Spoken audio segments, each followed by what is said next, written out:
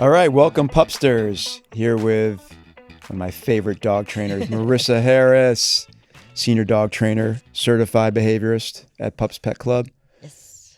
Today we're here to learn about, the dogs, psychology of dogs, how to make them behave better.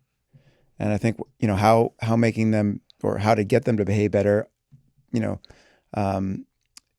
depends a lot on understanding how they tick, right? But before we get into, dog psychology and training, I'd love to hear a little bit about your background. Tell us, how did you get into dog training? Like what inspired you to get into this field? I adopted a crazy pit bull. Nice. Yes. So I had one of those too. Yeah. Yeah. I very much wanted a dog, never had a dog growing up. And I saw the show Pit Bulls and Parolees and always kind of rooted for the underdog. So I was like, I only want a pit bull.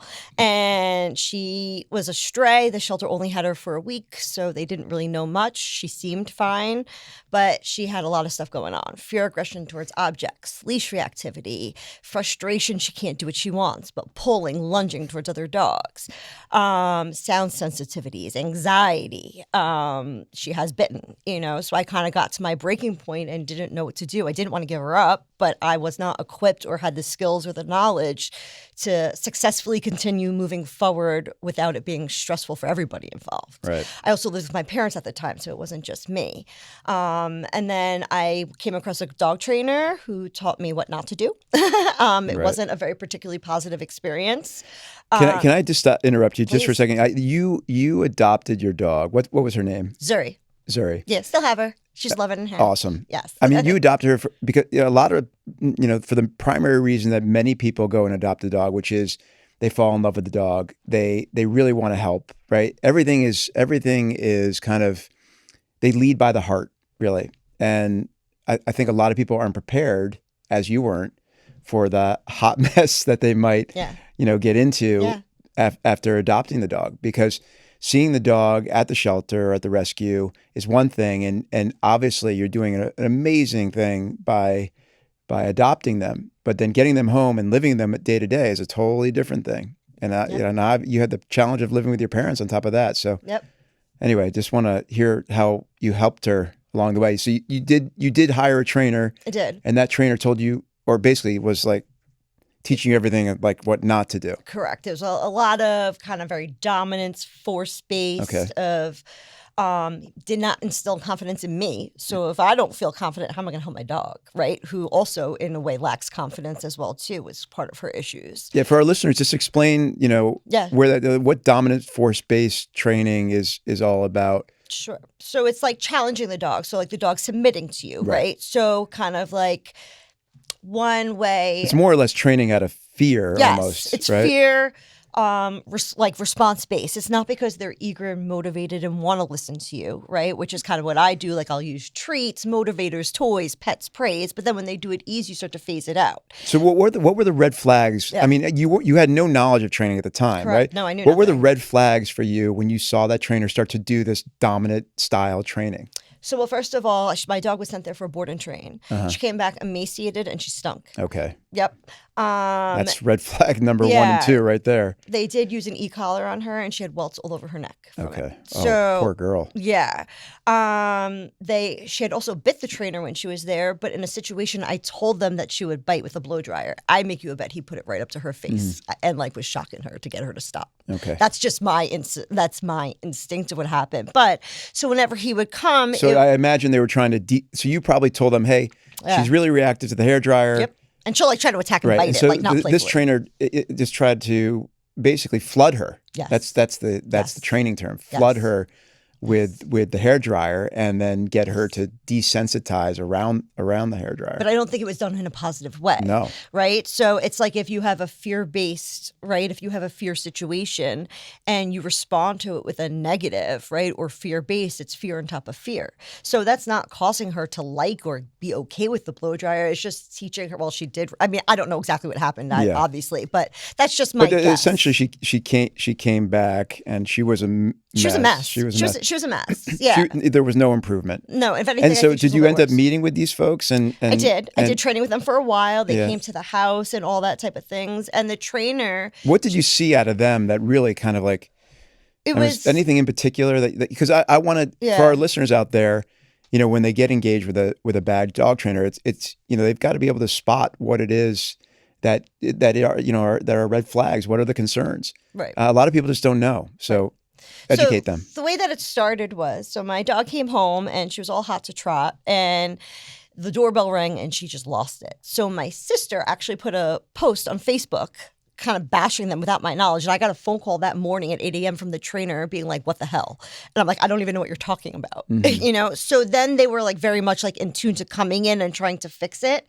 But it wasn't a conversation. It was like, you need to do it this way. You need to do this way. Oh, if this isn't working. And it just, he didn't. So what you're saying is, and let me and you're going, I mean, I appreciate that you are like, let's get this done. I want to get to the end of the story here, but I want to slow you down for a second here. What you're saying is, you basically felt you got the dog back.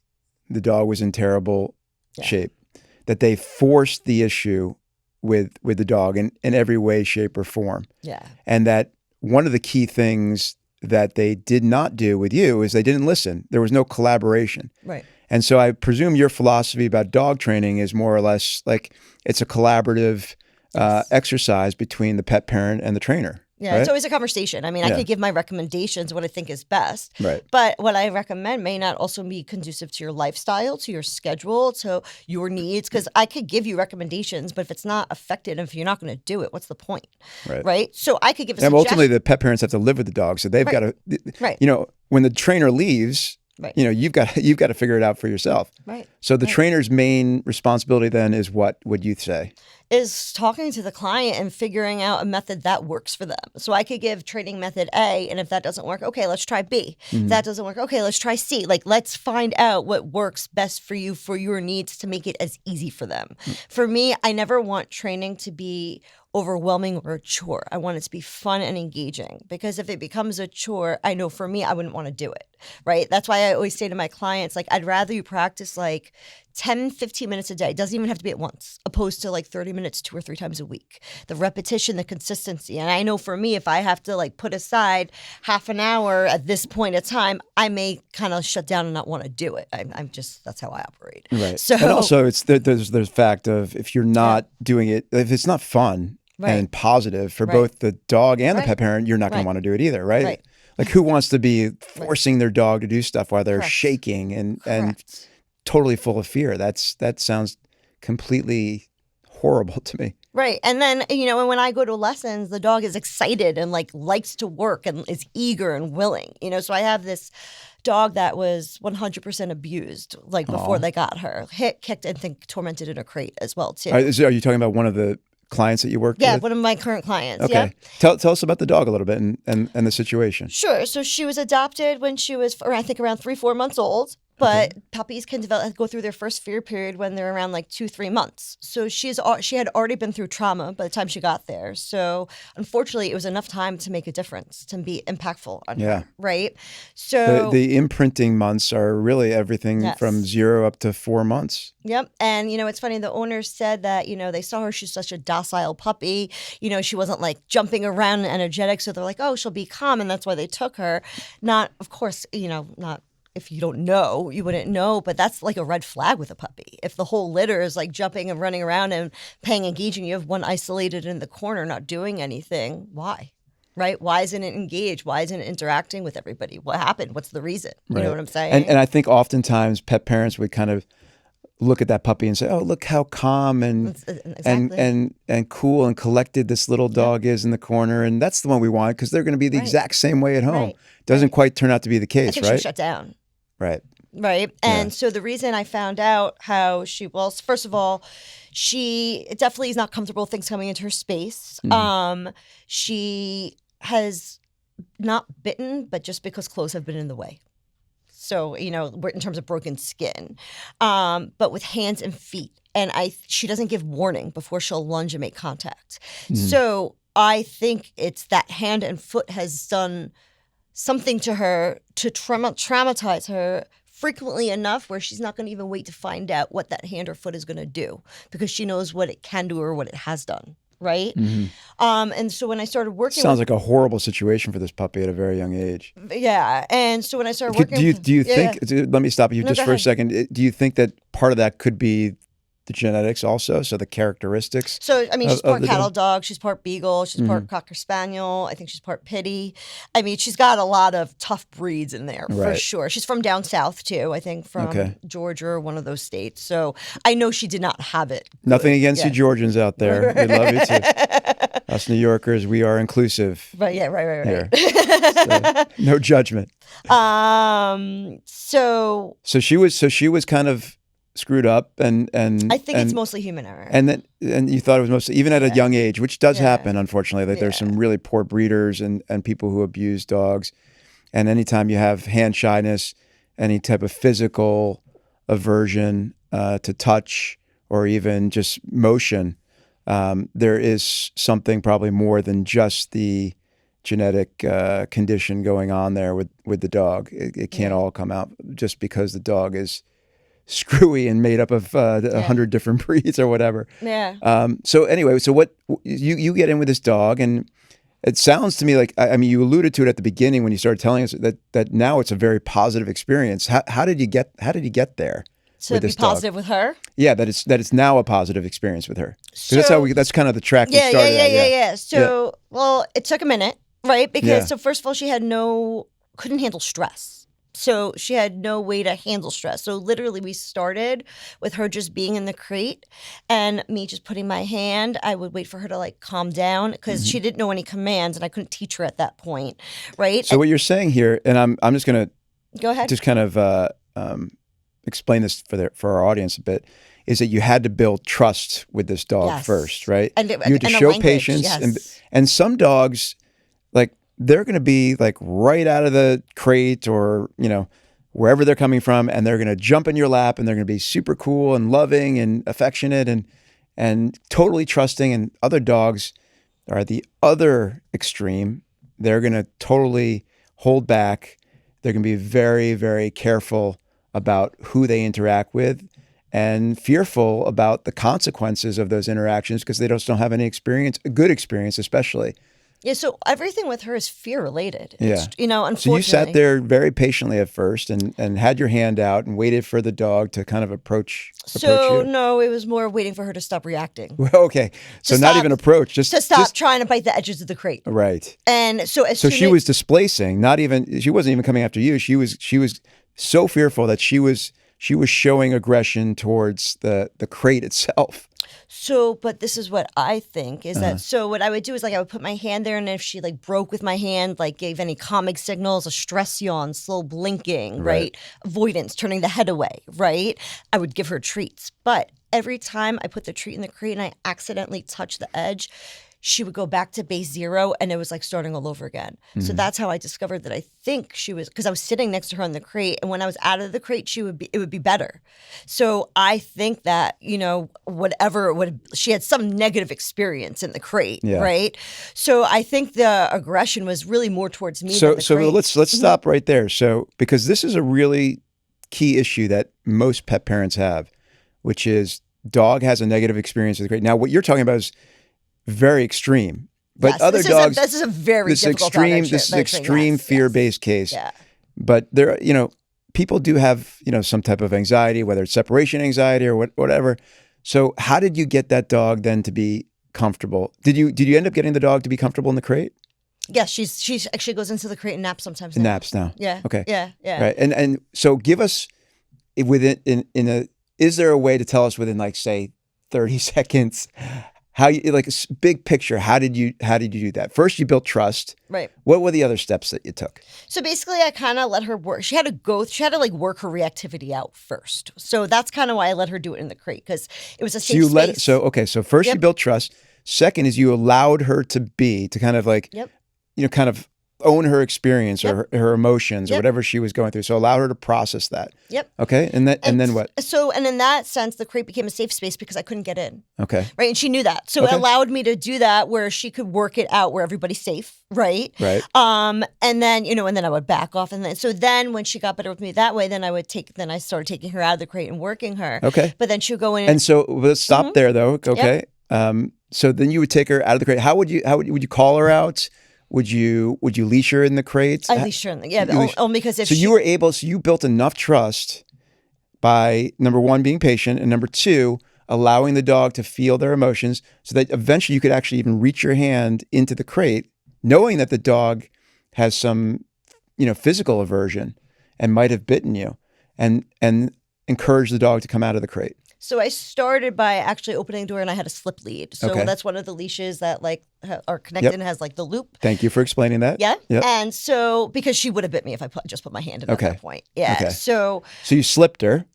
So I opened the door and I just hung the let, and then when she put her head in on her own, I did it and then took it out. And then as we continued doing it, I was started to build trust through her that way, taking her on walks and things like that. Yeah. And then as we continued, then I You was take able her to open the door in and then, out of the crate. Yeah. Yep. Okay. And just, I think by teaching her to handle stress.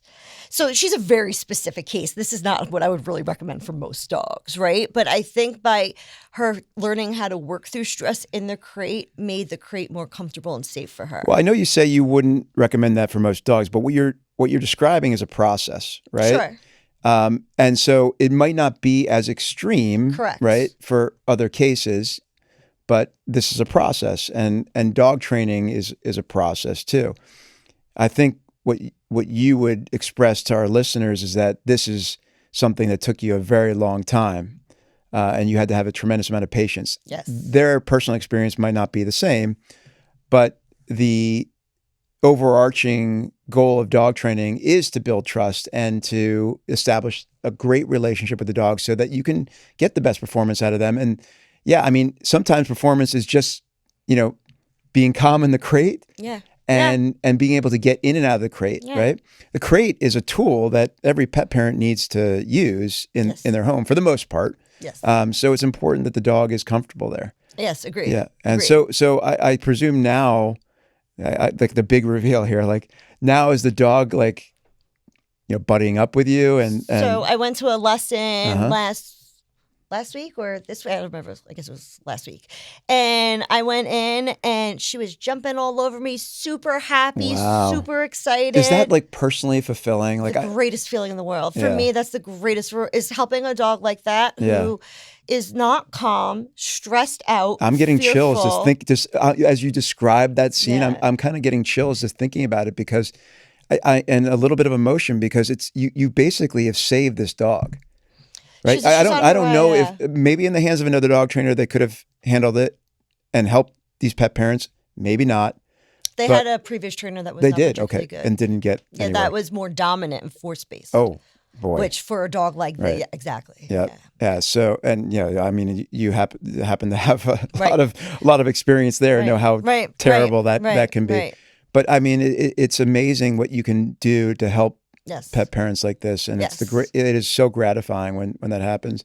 That's I'm the sure greatest there are, reward in dog training for me is helping a calm, stressed out dog Yeah. or stressed out owners have everybody be calm and happy and just be able to enjoy each other. Because like I've been for a walk with my dog where it was like going to battle. do you like, see that's that not as the fun. ultimate, as like the pinnacle Yes. of dog training? Like, what if Yeah. you were to describe an ideal dog training state or ideal pet parent dog relationship? What would it be? Where you have clear communication, right? Where it's positive and So the dog engaging. clearly understands Yep. what it is that you're asking them to do. Yep. So And I you think, can understand also your dog. You got to be able Yep. to read the dog too, right? absolutely. So, I mean, I think every dog should know basic obedience, right? Because Okay. number one, it teaches them to look to you, right? Dogs are pack animals. So the human is the pack leader, right? So they're looking to the pack leader. But it's a common language. So you're not just yelling words that they don't understand and running around and then everything gets worse, right? Can I tell you a funny story real quick? Please. And I want to, but way back in the day when I was a dog trainer, I'm not half the dog trainer that you were, by the way. I had people come in and I would say, well, tell me what your dog knows and what are the things that you want to work on. And the first thing they would say to me is, well, he knows sit. He knows the basic commands. I was like, okay, go ahead and show me. And so they would go sit, and he wouldn't sit. And they'd go sit again. He wouldn't sit. Now they'd go sit again and again and again. Sit, sit, sit, sit, sit, sit, sit. And finally, maybe after like the 15th, 20th time that they've asked, the dog finally does it. I thought they did it more out of exhaustion because they just were tired of hearing the pet parents ask so many times. But what my point of telling the story is that I think there's a nice to have for dogs and for humans is to ask once and get what you want. And the dogs want the same thing for you. They want to send you a signal and have you understand what they want too. So it's very much a two-way street. Absolutely. That's one of the biggest things I always do is like respect what your dog is telling you. Yes. Right? So like if your dog is uncomfortable with what you're doing and if it needs to be done, understood, but give the dog a break. Use treats. Do something to help de-stress or de-escalate the situation or, I mean, depending on how severe it is, obviously, right? All right. So you've said number one, great communication. Yes. You said number two, obedience training. Yes. Anything else that we could highlight for an ideal pet parent pup Structure relation? and routine. Structure and routine. Especially for puppies. I mean, so freedom is a puppy parent's worst nightmare. So potty training, restricted space, a playpen, using a crate. Well, I'm no puppy, but I know I need structure and routine in my day too. So.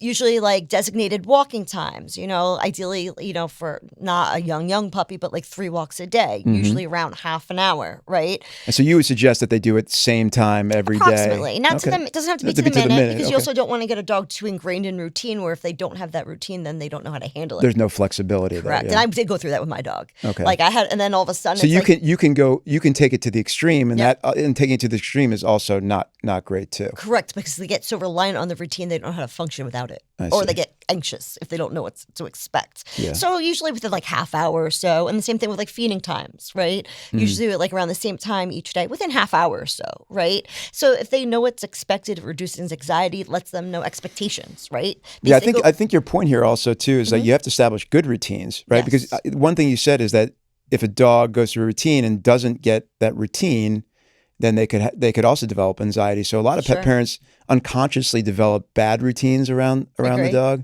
I agree. Right, and then the dog ends up getting stressed, or even more stressed than they already are. And I think sometimes that pet parents don't realize how much exercise a dog really needs, right? Okay, so there's another one. Yep. So we said communication, obedience training, routine, exercise. And physical and mental, right? So what do you suggest? I mean, physical is easy for a lot of folks. What do you suggest for mental exercises? Usually I like scent work. Like using activities where they have to find treats. Explain. Okay, there you go. So, I was going to say explain that for our listeners what that is. Absolutely. So like 15 to 20 minutes of scent work of a dog using its nose trying to find something is like a 2-hour. Is that for all dogs though? I mean, what if I got a little, Bichon Frise? Absolutely. Every dog. Even a Bichon Frise, huh? Every single dog uses their nose. Every single dog. Okay. So some dogs may be more engaged than others. Sure, right? A bloodhound probably a little bit more than a Bichon Frise. Right. But the Bichon can still hack it. He can still do it, right? Yeah. And you have to also see what your dog likes, right? So if your dog's more into like toys and toys that move around, they have those automatic toys or things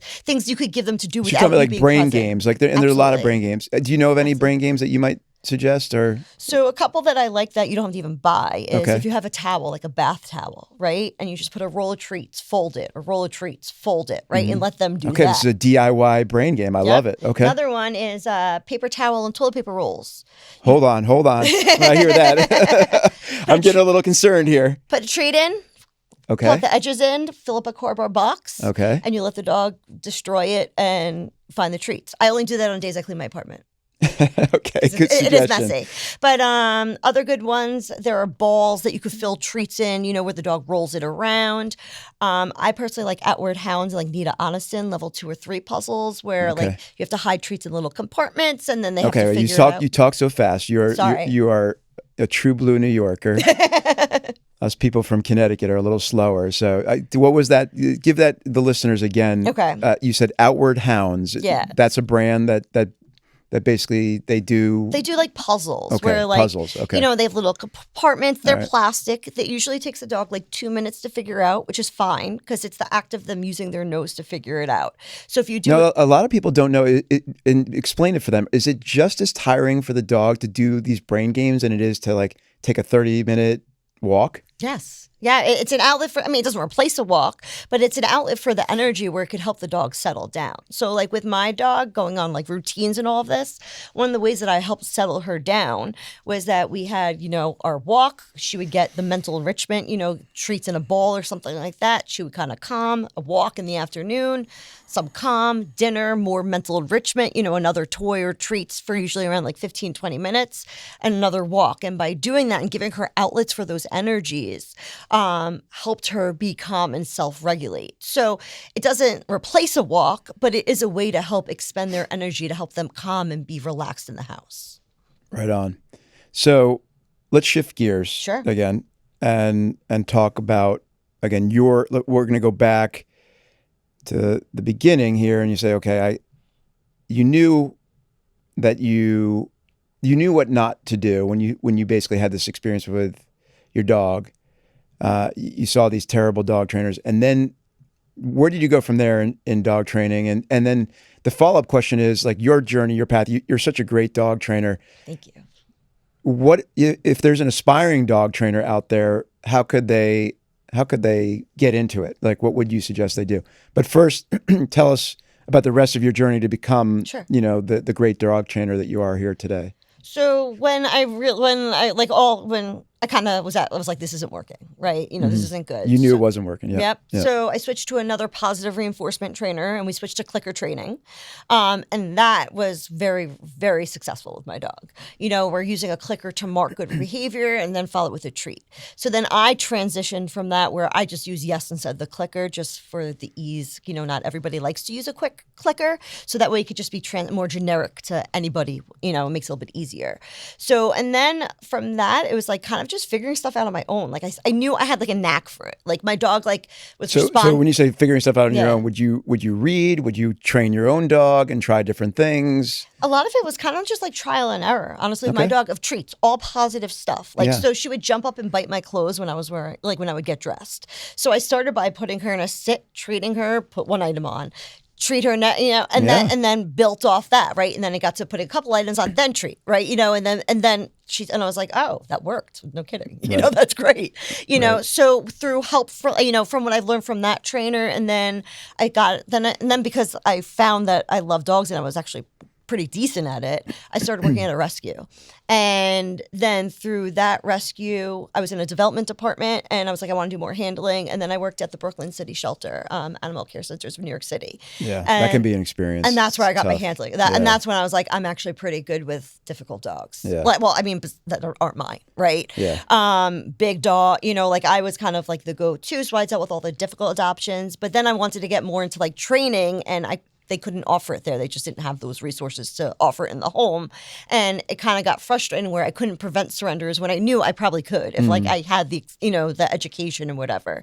So Yeah, it probably then- broke your heart too, because I know that's it's a kill shelter, It is. and It so you're is. trying to help these dogs as quickly as you can, and you almost felt probably helpless there. Yeah. So you're just making them comfortable. So you pretty much, I think you were inspired to do more. Yeah. Figuring out, okay, how can I help these dogs? And the best way to help them is through training, Right, because they could get out, but let me prevent them from going back in. going back in. 'Cause Right. once they go back in, that's it. Yes. They're definitely done. It's usually not great. Yeah. It's usually not great because they've already had it's the same thing when dogs get fostered too. Yeah. They get fostered and then they have to go back into the shelter because they've had a taste of like a house and everything, and then it's like, oh, I'm going backwards. Yeah. And then unfortunately they start to get more stress. Yeah. But, My last two dogs were also adopted and surrendered. So they were basically, that's it. They were on their Yeah. about to be read their last rites, so to speak. And honestly, I unfortunately. think my dog, if she had stayed in the shelter longer, like when I adopted her out, she was a level 1 dog. So What does that mean? That's like anyone could adopt this dog, like easy, no problem. So that's how they assessed her, as a level 1 dog? But she was a stray. They didn't know anything about her. And what I learned working in Brooklyn, in the shelter there, was that, you don't necessarily see a dog's true behaviors in 1 week at a shelter, especially if it's been a stray. And I've trained dogs. And that's applicable whether you're in a shelter, whether the Yes. dog comes from the shelter or whether you get them from a breeder or a pet Yes. store, Yes. you don't really truly know the dog's Yes. personality until when. Usually around like 3 to like 6 months ish. You Right. know, usually the first 3 days is a little choppy. Then 3 weeks they start getting comfortable and start Yeah. testing boundaries. And then depending on obviously, you know, if it's a very fearful dog, it'll take longer, right? Yeah. But So yeah, going back, so Yeah. you're at the shelter. You say to yourself, like, I'm good at handling tough dogs. Now I want to like, and you probably had been reading and through trial and error, like you say, training Yep. your own dog and developing as a dog trainer.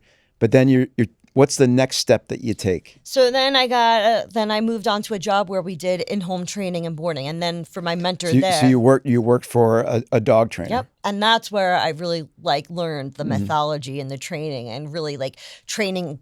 I could handle aggressive dogs, right? But Yeah. necessarily having the knowledge of how to fix it, right? And Yeah. that's where I kind of got all of that. So for me, Was that a good experience? it was working? amazing. Or was it Yeah. so I very mean, so for positive? me, it's always been like hands-on, right? It's Yeah. been apprenticeship. And Like, I didn't go to it's hit or school, miss. right. Was just out of curiosity, was that person was the master trainer that you worked for? Was he or she certified? Were they a certified behaviorist like you? You are Not what I have. Yeah. Yeah. No. So the reason I'm highlighting Yeah. that is for not just for people who are coming up and want to learn dog training, but for our pet parents too who want to hire a dog trainer. Right? It's hit or miss. You could have a great dog trainer Yes. that is not certified, Absolutely. like you did, right? Absolutely. But you never really know. Or you could have a great dog trainer who is certified. More likely that you have a great dog trainer who is certified because the certification process is pretty rigorous. You have to study extensively and pass a test. Very more unlikely that you would have a terrible dog trainer who is also certified, right? Because they've gone through the education. Right. So I guess that's kind of a warning to folks based on your experience. You got lucky. Yes. You got lucky and happened to have a really great mentor. So from that mentor, you work for a few years, and then we're lucky to have you now at Pups. Yeah. Yes. Yeah, and so tell the our listeners how they can get a hold of you and work with you. Sure. I know that you've got about a 2-month backlog in it's 3. lessons, which is quite extraordinary. Thanks. It's kind of the fact that you're so highly sought after and in demand is representative of how good you are. Thank you. Right. And I think for our listeners out there who might not know you, they should know how to get in touch with you. Sure. So my email is mharris, MHARRIS @pupspetclub.com. And you could reach me at 646-233-3715. Or just Google Right. Google the Williamsburg Pups Pet Club. Yep. And call the club too. Yes. To book with you. Yes. Today has been a lot of fun. Absolutely. I love hearing the stories. I love talking training. This is always one of my favorite conversations. And I think the world of you. You are such an exceptional trainer. Thank you. I love to see your, evolution as a dog trainer as you become even more skilled. So thank you, Marissa Harris. Thank you. It's been a pleasure. Absolutely.